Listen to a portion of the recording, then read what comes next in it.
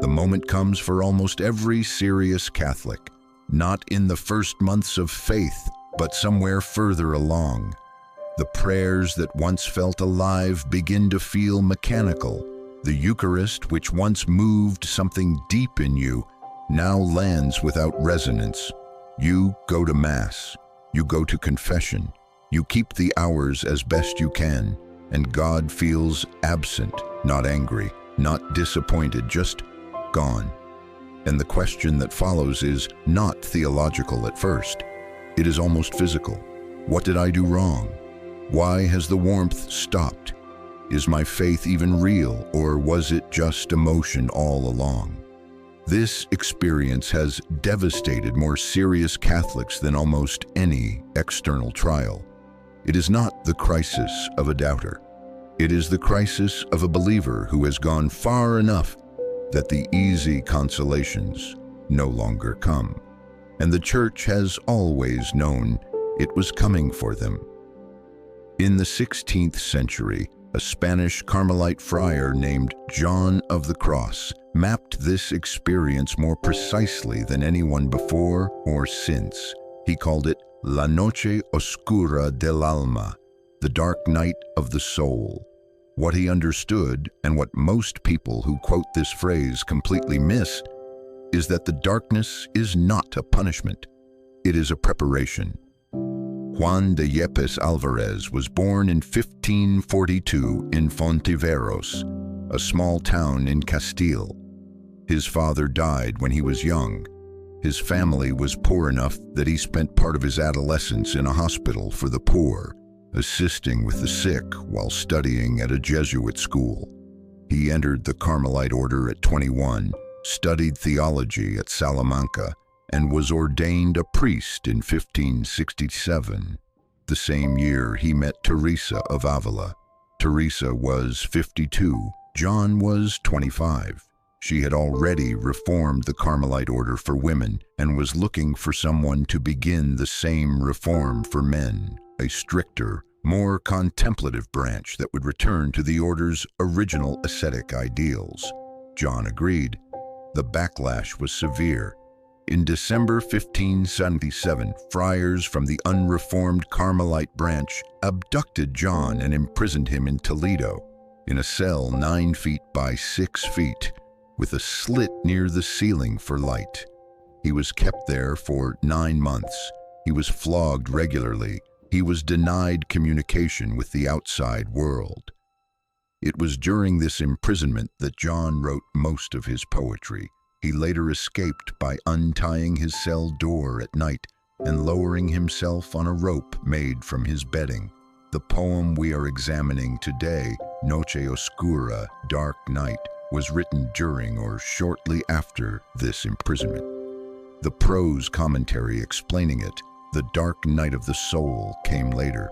Together they form one of the most precise maps of interior spiritual experience in the Catholic tradition.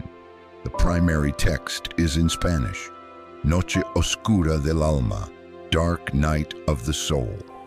The key Spanish terms we need are purgación, purification, contemplación, contemplation, and unión, union. These words carry technical meanings that translate poorly, and the translation losses are part of why the phrase has been misunderstood for centuries. The poem itself begins, En una noche oscura, con ansias en amores inflamada. In a dark night, with anxious love inflamed. This is not darkness as despair. The soul in the poem is not collapsing.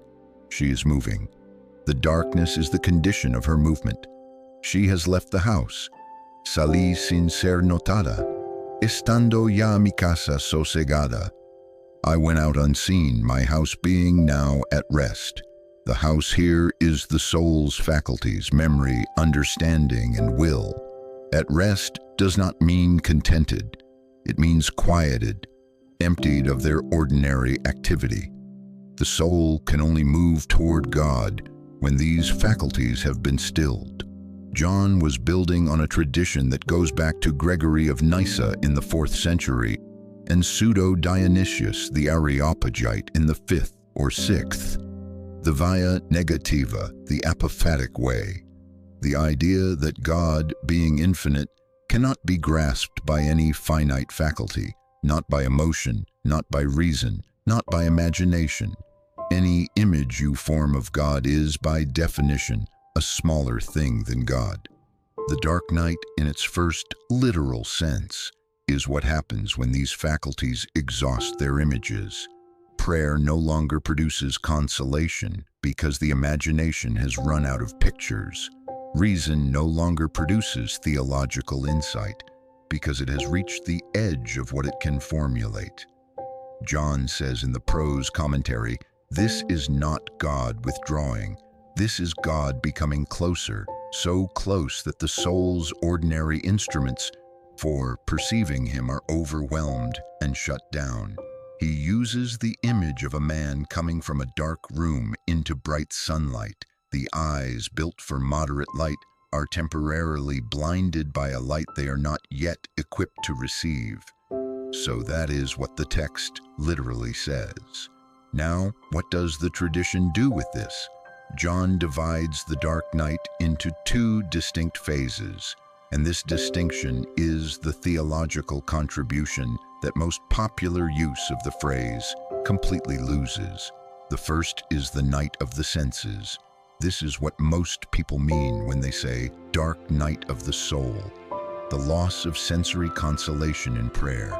The warmth goes away. The feelings evaporate.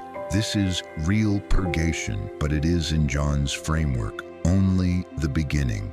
It purifies the soul's attachment to devotional experience, to the feeling of faith rather than faith itself. The second is the night of the spirit. This is rarer later and far more severe.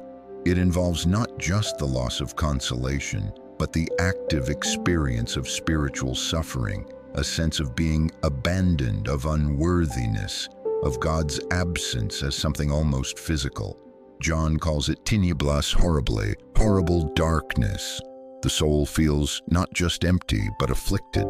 What is being purified here is deeper, not sensory attachment, but the soul's remaining reliance on its own understanding, its own will, its own concept of who God is. These are the last obstacles before union. Thomas Aquinas, writing 3 centuries earlier, had described the soul's movement toward God in terms of habitus, stable dispositions that orient the soul toward its end. John's mystical theology reads, in part, as a description of what happens when those habitual orientations are dismantled and rebuilt from a deeper foundation. The soul is not losing faith in the night of the spirit. It is having the scaffolding of faith removed so that the structure beneath it becomes visible. The commentator tradition on John of the Cross is worth spending time with. Thomas Merton, the 20th century Trappist monk, is the most accessible entry point for modern readers. In The Ascent to Truth, Merton argues that John's dark night is not a deviation from mainstream Catholic theology, but its logical interior conclusion. If the first commandment means what it says, no other gods, no idols, then the God of warmth, the God of consolation, the God who makes us feel good is also an idol. The dark night is the stripping away of the last religious idol, the comforting God. What remains after the stripping is closer to the God who is. Hans Urs von Balthasar, the Swiss theologian, placed John's dark night within the Trinitarian theology of Holy Saturday, the period between Christ's death and resurrection, when God seems fully absent. Von Balthasar argued that Christ's own experience of God-forsakenness on the cross, Eli, Eli, lama sabachthani, my God, why have you forsaken me, is not a metaphor but a real entry into the experience of the soul in the night of the Spirit. The believer's desolation does not merely resemble Christ's suffering, it participates in it. This is perhaps the most important theological claim in the entire tradition. The dark night is not a private psychological crisis. It is a share in the Paschal mystery. The soul is not abandoned. It is being conformed at its deepest level to the dying Christ, in preparation for a resurrection it cannot yet see. How does someone actually live through this? The first and most important practical teaching from John is, do not seek to escape the darkness by manufacturing consolation. This is the most common mistake. The person in the night of the senses feels the dryness in prayer and responds by increasing sensory stimulation. More music, more emotion-provoking devotional images, longer and more effortful vocal prayer. John says this is precisely wrong. The dryness is the therapy. Fighting it prolongs it. The proper disposition is what John calls recogimiento, recollection. In prayer during the dark night, the soul should do as little as possible. No forced imagination, no straining for feeling. Simply rest in the presence of God without demanding that the presence announce itself through sensation. What looks like spiritual failure, sitting in prayer and feeling nothing, is for the soul in the night the correct form of prayer.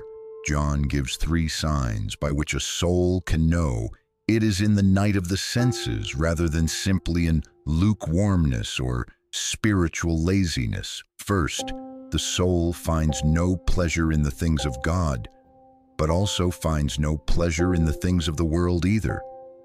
It is not that it has exchanged God for comfort. Both have gone dry together. Second, the soul is anxious and afraid that it is going backward, that the dryness is its own fault. Lukewarm souls do not have this anxiety. Only souls that care deeply about their relationship with God suffer this particular fear. Third, the soul is unable to pray with the imagination as it once did, not from lack of will, but from a new inability to fix the mind on any particular image or concept. When all 3 are present simultaneously, John says, "This is the night. Do not attempt to force the light. Continue the practice of the tradition, the liturgy, the sacraments, the lectio divina, the hours. But hold them loosely. They are the vessel, not the content." We began with the question that comes to almost every serious believer at some point. Where did God go? The answer John of the Cross gives, across his poetry and his prose, is not a consoling one in the ordinary sense. God did not go anywhere. The instruments the soul was using to perceive God have been outgrown, and they must be laid down before new ones can be given. The darkness is not evidence of distance. It is the experience of proximity so intense that the ordinary senses cannot register it. And the Paschal shape of this is impossible to miss. Death precedes resurrection. The stripping precedes the clothing. The silence of Holy Saturday precedes the proclamation of Easter morning. This is not a metaphor borrowed from the liturgical year. The mystics from Gregory of Nyssa to John of the Cross to Thomas Merton are making the stronger claim. It is the same movement, the same mystery at work in every soul that has gone far enough to lose its familiar God and wait in the dark for the one it does not yet know how to see. There is a question to sit with after this video, not to answer, to carry. If the consolations have stopped, and the dryness has come, and the God you knew in the beginning is no longer arriving in the ways he used to. What if that is not the end of your faith, but its next chapter? What would it change about how you pray if you believed the darkness was the door?